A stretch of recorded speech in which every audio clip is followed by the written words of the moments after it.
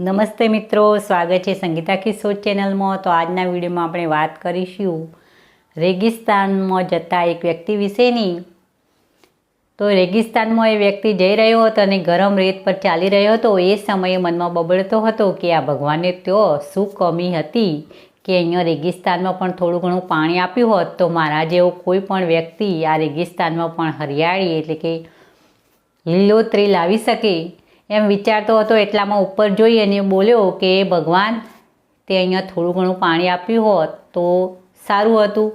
તો બસ આ થઈ એટલામાં જ એની નજર સામે પડી તો એક કૂવો દેખાયો। તો એને નવાઈ લાગી કે પહેલાં પણ એ રેગિસ્તાનમાં ઘણીવાર આવેલો પણ અહીંયા કોઈ પણ કૂવો હતો નહીં। તો કૂવાની નજીક જઈ અને અંદર ડૂબક્યું કર્યું તો કૂવામાં તો ઘણું બધું પાણી હતું।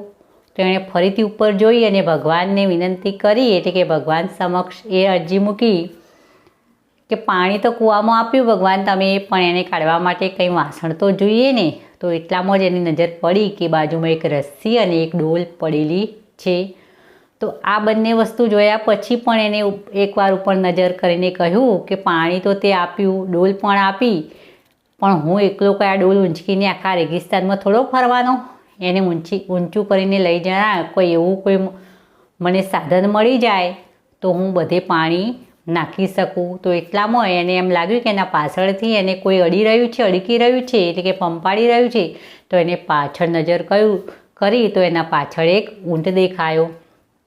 તો બસ આ વ્યક્તિ એકદમ નવાઈ ભરી નજરે ઊંટ સામે જોયું અને એકદમ ડરી ગયો અને એ સીધો આ બધું જોઈ અને નાઠો પાછો જ્યો આવ્યો હતો એ જ રસ્તે ભાગ્યો અને કંઈ પણ વિચાર્યા વગર એ દોડવા જ લાગ્યો। એટલામાં એક કાગળ આવી અને એના ઉપર ચોંટી ગયું અને એ કાગળ ઉપર લખેલું હતું કેમ ભાઈ દોડ્યા?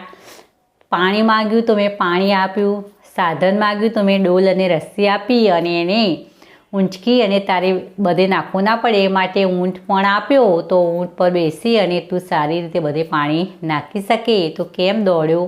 અહીંયા પણ એકવાર તું હરિયાળી લાવી શકે, આ બધી વસ્તુઓ જે હરિયાળી લાવી શકે એ બધું સાધન મેં તને આપી દીધું તો તું અહીંયા હરિયાળી લાવી શકે। પણ પેલા વ્યક્તિએ એ કાગળ વાંચતાની સાથે ફરીથી દોટ મૂકી। તો મિત્રો વાર્તા ઉપરથી આપણને એ શીખ મળે કે આપણે હંમેશા આપણા પરિવારજનો ઉપર, આપણા ઘરના વડીલો ઉપર, આપણા આગળ થઈ ગયેલા પૂર્વજો ઉપર પણ આ રીતે આપણે દોષનો ટોપલો ઠાલવતા હોઈએ કે આમને આ કર્યું એ બરાબર નથી, હું હોત તો આ રીતે કરત અને આ રીતે કામ થાય એવું આપણે બધાની ઉપર દોષનો ટોપલો ઠાલવતા હોઈએ છીએ। પણ જ્યારે આપણે જાતે કરવાનું આવે એ સમયે આપણે પણ આ રીતે દોટ મૂકી અને ભાગીએ છીએ। હંમેશા બીજાની જ ખામીઓ અને ખૂબીઓ કાઢતા રહીએ છીએ। તો મિત્રો વિડીયો પસંદ આવે તો એક લાઈક અવશ્ય કરવું, બીજાની સાથે શેર પણ કરો અને આવી અવનવી મોટિવેશન વાર્તા સાંભળવા મારી ચેનલ સંગીતા કિશોર ને જરૂરથી સબસ્ક્રાઈબ કરી